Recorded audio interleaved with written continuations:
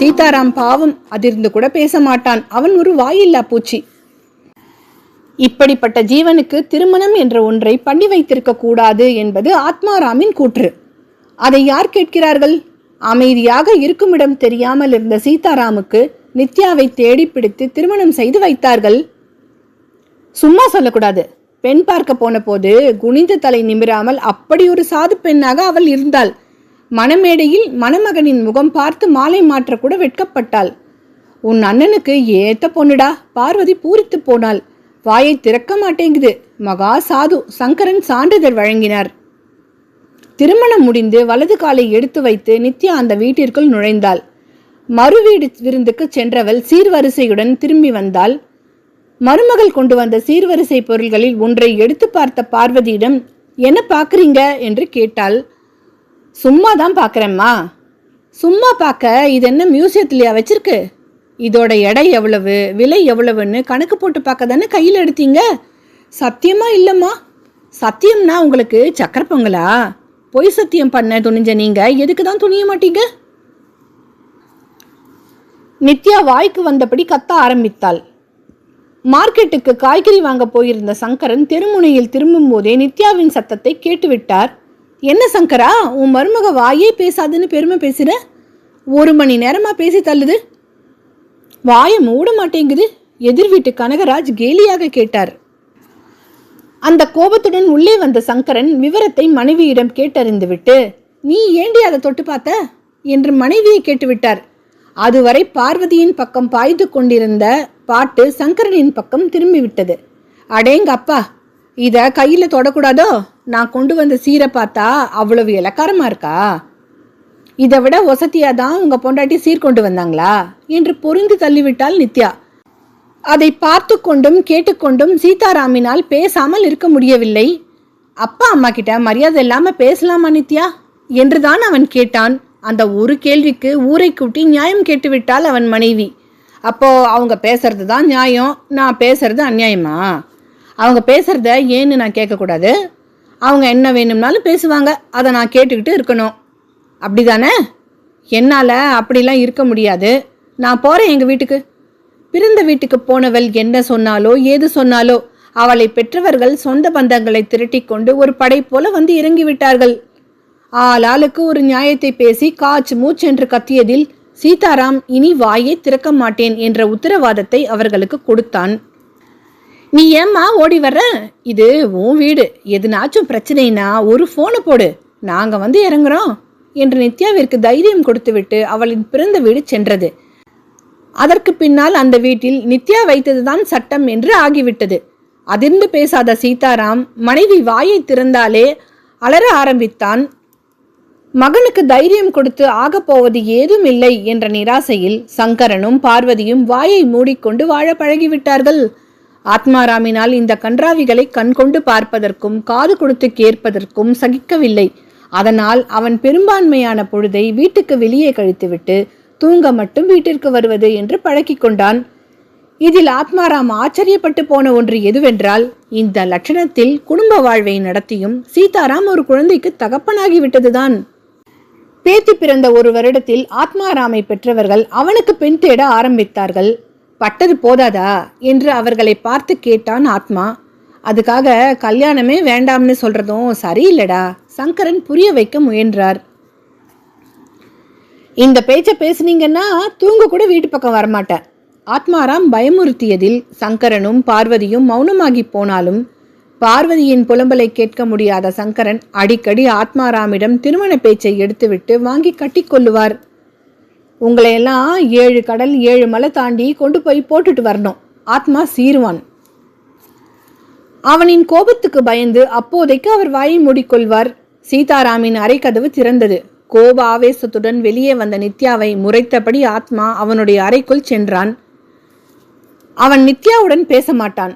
எப்போது அவள் அந்த வீட்டையும் வீட்டிலிருந்த மனிதர்களையும் மரியாதை குறைவாய் பேச ஆரம்பித்தாலோ அப்போதிலிருந்து அவன் அவளுடன் பேசுவதை நிறுத்திவிட்டான். அவனை கண்டதும் அதிகமாக கத்திய நித்யாவின் சப்தம் காதுகளுக்கு கேட்காதபடி கதவை இறுக அடைத்தவன் குளியல் அறைக்குள் புகுந்தான். உடை மாற்றி படுக்கையில் விழுந்தவனுக்கு பெண் என்றால் மாய பிசாசு என்று தோன்றியது. அவன் கண்மூடி உறங்க முயன்றபோது சாருலதாவின் மென்மையான அமைதி தவழும் முகம் வந்து கண்களுக்குள் நின்றது.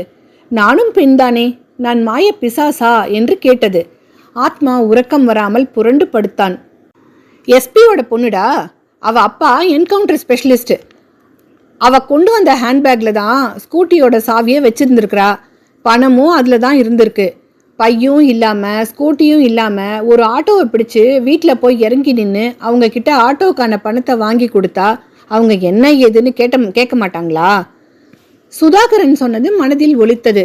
ஆத்மா தூக்கம் பிடிக்காமல் கட்டிலில் எழுந்து அமர்ந்தான். ஏன் நான் செஞ்சதை அவ வீட்டுக்கும் ஃப்ரெண்ட்ஸுக்கும் சொல்லாம மறைச்சா? அவனுக்குள் கேள்வி எழுந்தது. தேவையில்லாமல் அவன் கை வளைவில் சாய்ந்திருந்த அவளின் தோற்றமும் நினைவுக்கு வந்து தொலைத்தது. கம்ப்யூட்டரை ஊன்றி கவனித்தாள் சாருலதா.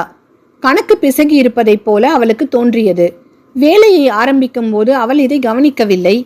எந்த இடத்தில் பிசகு ஏற்பட்டிருக்கிறது என்ற யோசனையுடன் திரும்பியவளின் பார்வை எதேச்சையாக அவள் பக்கமாக பார்த்த ஆத்மாராமின் பார்வையை சந்தித்தது. சாருலதாவுக்குள் ஏதோ ஒரு மாற்றம் நிகழ்ந்தது. அவள் பார்வையை திருப்பிக் கொண்டாள். முதல் நாளில் அவளை தாங்கி பிடித்த கைகளின் வலிமையும் ஸ்பரிசமும் தேவையில்லாமல் நினைவுக்கு வந்து தொலைத்தது. சாருலதா மனதை அடக்க முயன்றாள். அவன் பக்கம் பார்க்காமல் கம்ப்யூட்டரின் திரையில் கவனமானாள். அவனோ எதேச்சையாக பார்ப்பதைப் போல் இல்லாமல் உண்மையாகவே அவளை ஊன்றி பார்த்தான். அவன் பக்கம் திரும்பாமல் இருக்க அவள் முயன்று கொண்டிருப்பது பட்டவர்த்தனமாக தெரிந்தது. அவளின் அந்த மனப்போராட்டத்தை அவளின் படபடக்கும் இமைகளும் லேசாக நடுங்கிக் கொண்டிருந்த தளிர் விரல்களும் சொல்லியதில் ஆத்மாவின் மனது அலைப்பாய்ந்தது. சாருலதா பிங்க் வண்ண சல்வாரில் இருந்தால், முடியை தளர்வாக பின்னலிட்டிருந்தாள். இடுப்பு வரை நீண்டிருந்த பின்னல் அவள் கூந்தலின் அடர்த்தியை சொன்னது.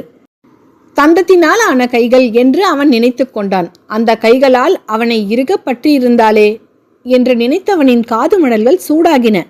அன்றைய நாளுக்கு பின்னால் ஆத்மா அவளிடம் வம்பு வளர்க்கவில்லை. அவளும் அவனிடம் முறைத்து கொண்டிருக்கவில்லை.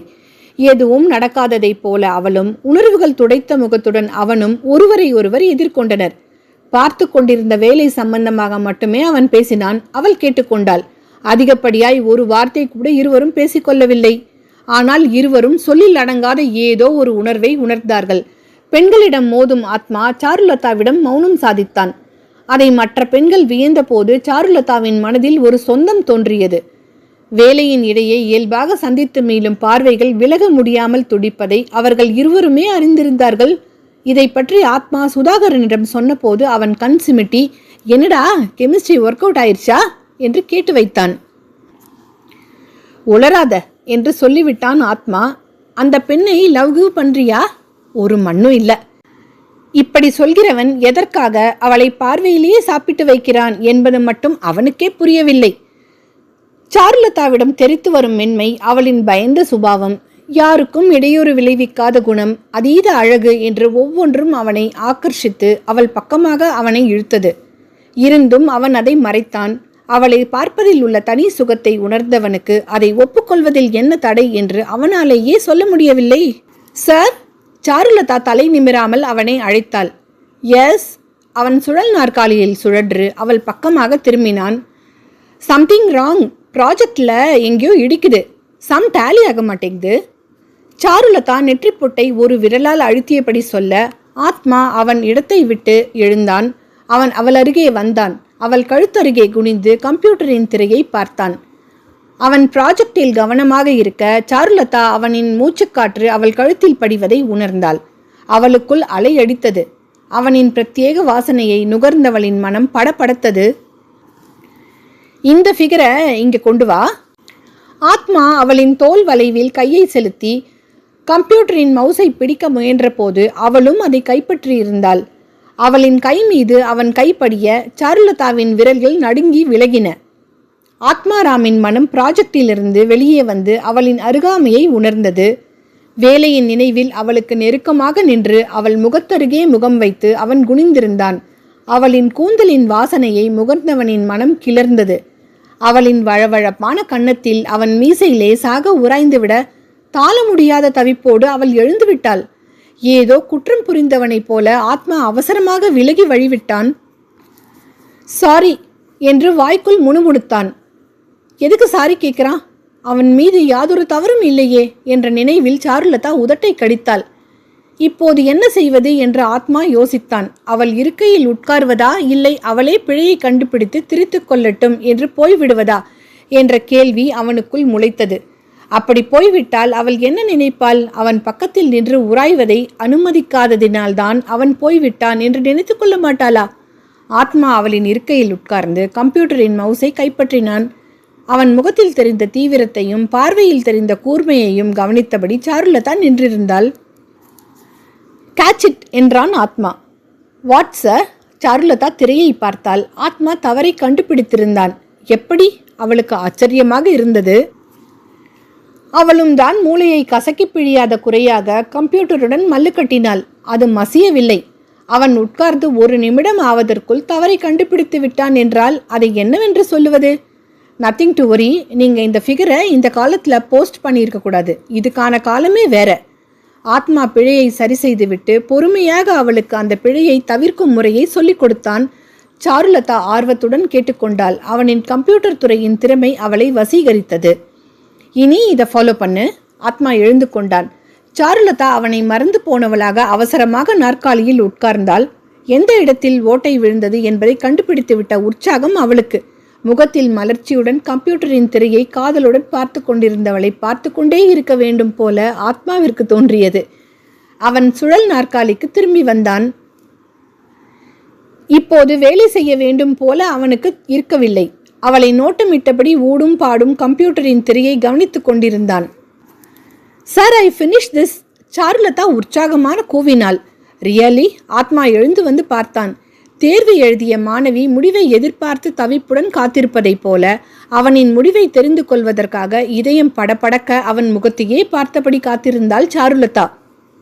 ஆத்மா ப்ராஜெக்டின் ஒவ்வொரு அங்குலத்தையும் அக்கு வேறு ஆணி வேறாக அலசி ஆராய்ந்து பார்த்தான்.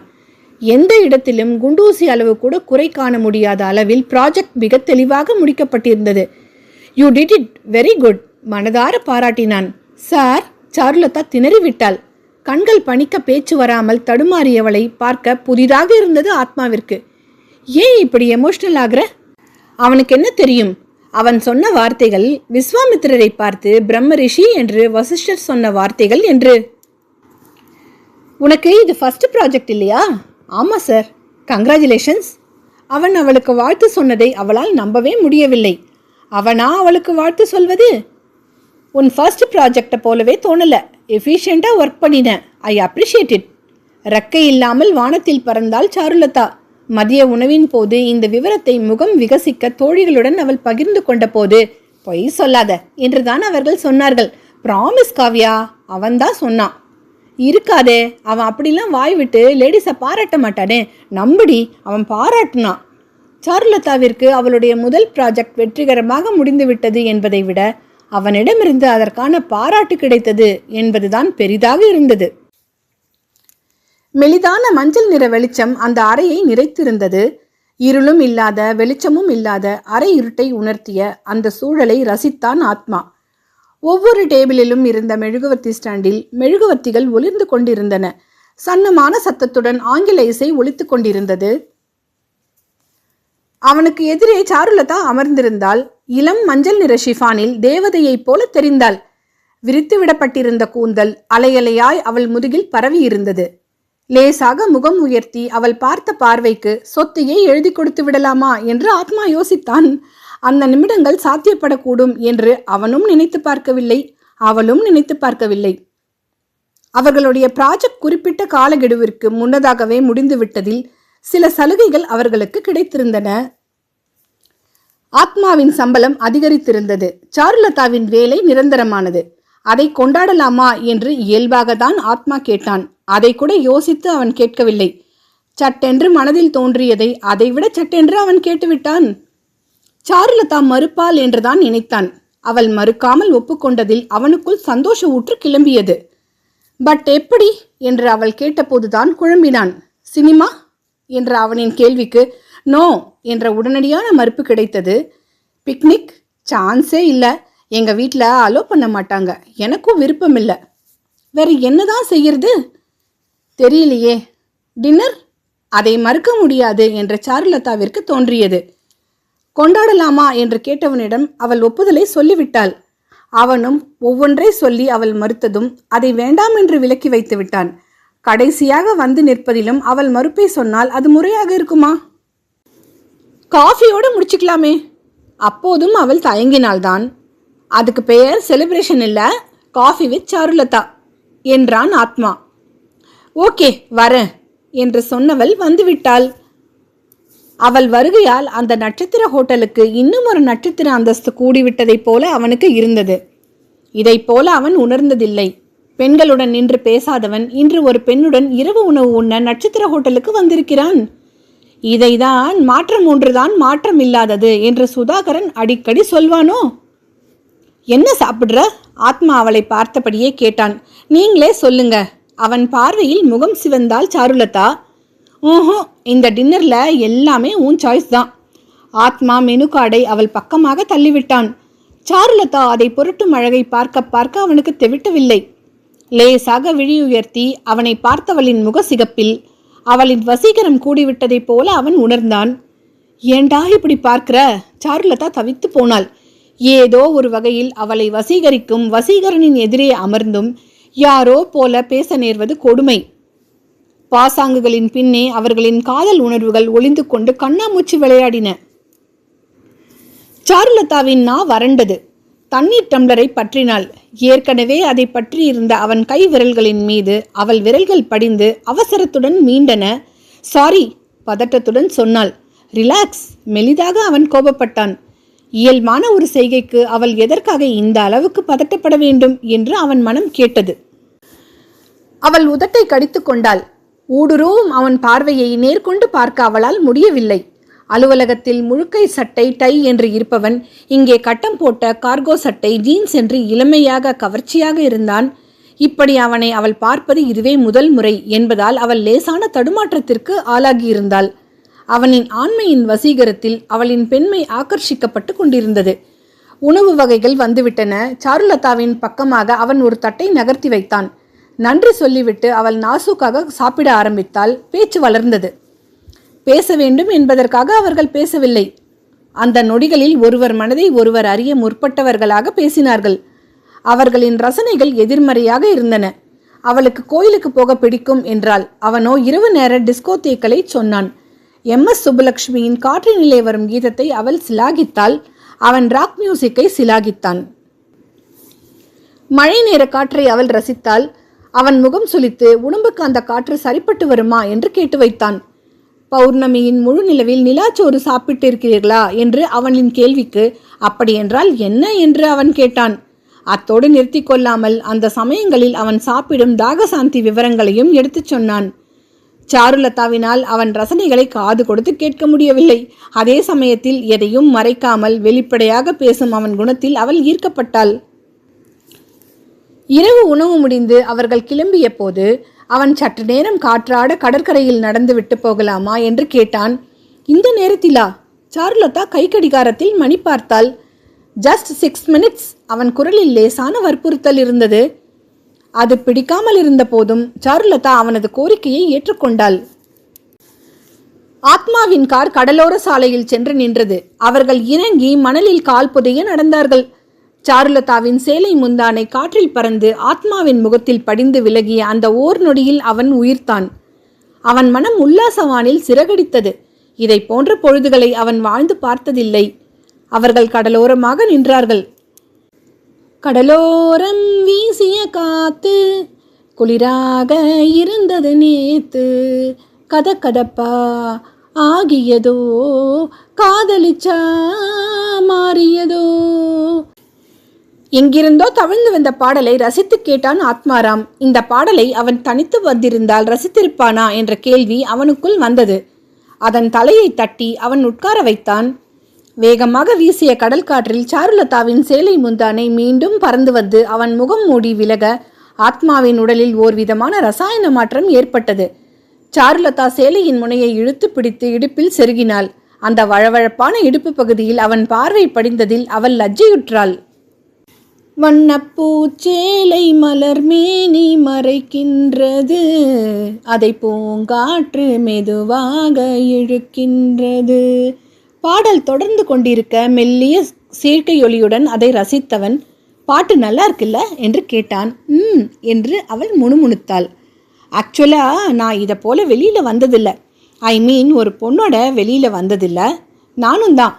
அதற்கு மேல் என்ன பேசுவது என்று தெரியாமல் சாருலதா நிறுத்திவிட்டாள். அவன் மேலே பேச வேண்டுமே என்று அவள் மனம் தவித்தது. போகலாமா? சட்டென்று அவன் கிளம்பியதும் அவள் ஏமாற்றமாக உணர்ந்தாள். அவன் என்ன சொல்ல வேண்டும் என்று அவள் எதிர்பார்க்கிறாள். ஒரு பொய்யாவது சொல் கண்ணே, உன் காதல் நான் தான் என்று அந்த சொல்லில் உயிர் வாழ்வேன். அவள் மனதை அறிந்தது போல் அடுத்த பாடல் காற்றில் வர அவள் அதிர்ந்து போனாள். இதைத்தான் அவள் அவனிடமிருந்து எதிர்பார்க்கிறாளா? அவளின் மனப்போராட்டத்தை அறியாதவனாக ஆத்மா அவளுக்காக கார் கதவை திறந்து விட்டான். அவ்வளவுதானா? விம்மும் மனதுடன் காரில் ஏறினாள் சாருலதா. என்ன ஒர்க் பண்ணியிருக்க? ஒரு ப்ராஜெக்டை ஒழுங்காக முடிச்சா எல்லாமும் முடிஞ்சிருச்சுன்னு அர்த்தமா? சொல்லி கொடுத்ததை மண்டையில் ஸ்டோர் பண்ணி வச்சுக்கணுங்கிற அறிவு இருக்கா இல்லையா? ஆத்மா கத்திக்கொண்டிருந்தான். சாருலதா இமைகளை கொட்டி கண்ணீரை அடக்க பகீரத பிரயத்தனம் செய்து கொண்டிருந்தாள். இந்த ஆத்மாவா அவளுடன் கடற்கரையில் காலார நடந்தவன் என்று இருந்தது அவளுக்கு. உன் மனதில் என்ன நினச்சிக்கிட்டு இருக்க? உன் கையை பிடிச்சு எல்லாத்தையும் நானே சொல்லிக் கொடுக்கணும்னு நினைக்கிறியா? நான் உன் டீம் லீடர் தான், டீச்சர் இல்லை. Mind it. அவளால் பதில் பேச முடியவில்லை. சிறிய பிழைதான் அது. அவன் நினைத்திருந்தால் அதை பொருட்படுத்தாமல் விட்டிருக்கலாம். அதை விட பெரிய பிழையை கண்டுபிடித்து சரி பண்ணியவன் தானே. இப்போது மட்டும் என்ன வந்தது? முதலில் நீ இடத்தை மாத்து. என் முன்னால் உட்கார்ந்துருந்தா தான் உனக்கு வேலை செய்ய தோணாது. எந்த தப்பை பண்ணினாலும் நான் வந்து சரி பண்ணி கொடுத்துருவேன்னு அலர்ட் இல்லாமல் இருப்ப. நீ பழையபடி உன் கேபினுக்கே போ. ஆத்மா முடிவாக சொல்லிவிட்டான். அவன் முடிவை கேட்ட மற்ற பெண்கள் ஹொர்ரே என்று ஆரவரித்தார்கள். வெல்டன் சாரு, நீ புலி குகைக்குள்ளிருந்து வெளியே வந்துட்ட என்று ஆசுவாசப்படுத்தினார்கள். அது புலி குகை இல்லை, சிங்கத்தின் குகை என்று நினைத்து கொண்டாள் சாருலதா. அந்த சிங்கத்தை அவளுக்கு பிடித்திருந்தது. அதன் குகையில் அதன் அருகில் இருக்கத்தான் அவள் பிரியப்பட்டாள். ஆனால் இதை எப்படி அவள் வெளியில் சொல்வாள்? அவன்தான் அவள் முகம் பார்த்து பேச மறுக்கிறானே. இப்படி செய்பவன் எதற்காக அவளை டின்னருக்கு அழைத்து சென்றான் என்று அவளுக்கு கோபமாக வந்தது. அவள் கேட்டாளா, எனக்கு டின்னர் வாங்கி கொடு என்று? உனக்கையாக அவளை டின்னருக்கு அழைத்து அங்கே ரகசிய பார்வை பார்த்து கடலோரமாக காற்றாட நடக்கவா என்று கூப்பிட்டு நடந்து பேசி திரும்பியது எதற்காக? இப்படி உனக்கும் எனக்கும் ஒன்றும் இல்லை என்று அறுத்து கொள்வதற்காகவா? இப்பதான் ஆஃபீஸ் மாதிரி இருக்கு என்றாள் காவ்யா. ஏண்டி, நீ தான் எங்க கூட வந்து சேர்ந்துக்கிட்டியே. ஆனா எனக்கு இப்படி தோணலையே. சாருலதா மனதிற்குள் புலம்பிக் கொண்டாள். அவனும் அவளும் ஒரே அலுவலகத்தில் வேலை பார்த்தாலும் முன்போல அவனை அருகிலிருந்து பார்த்து கொள்ள அவளால் முடியவில்லை. வழியில் எதிர்படும் போது அவள் கண்கள் மின்ன வணக்கம் சொல்லுவாள். அவன் தலையை கூட அசைக்காமல் முறைத்து கொண்டே போய்விடுவான். இவனை எதுலதான் சேர்ப்பது? சாருலதா தவித்து போனாள். அவள் பாட்டுக்கு அவள் வேலையை பார்த்து கொண்டிருந்தாள்.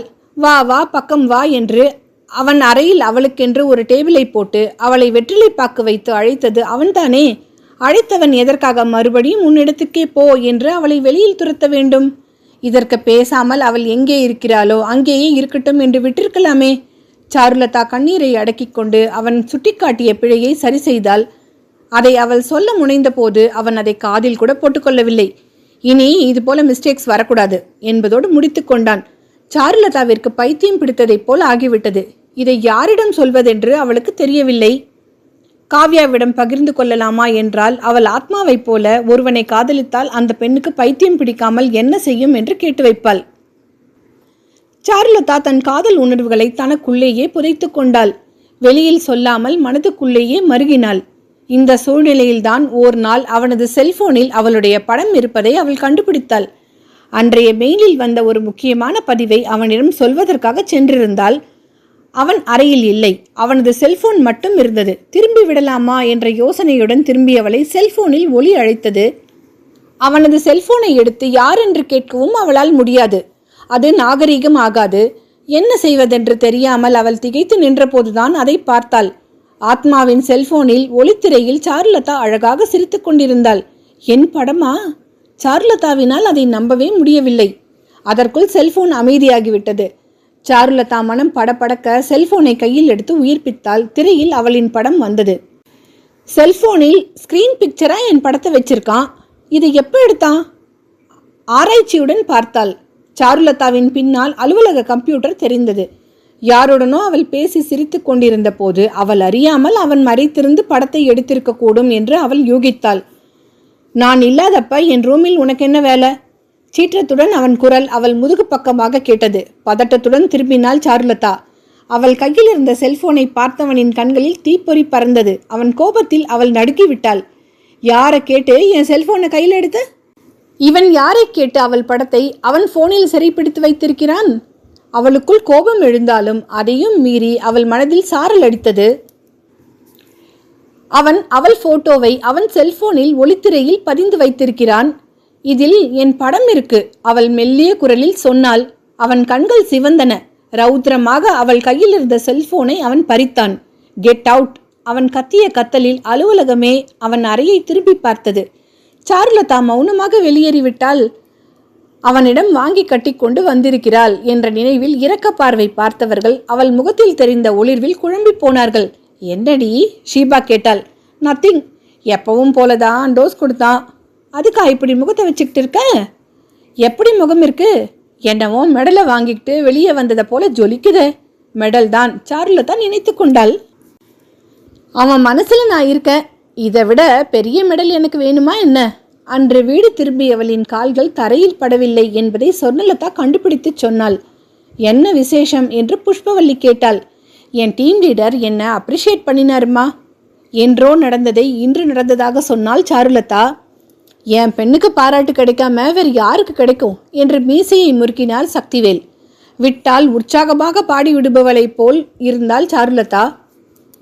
கண்ணை தொட்டு நெஞ்சை தொட்டு பெண்ணை தொட்டது ஆசை, ஆசை கனவில் யாரோ பாட காற்றில் வந்தது ஓசை.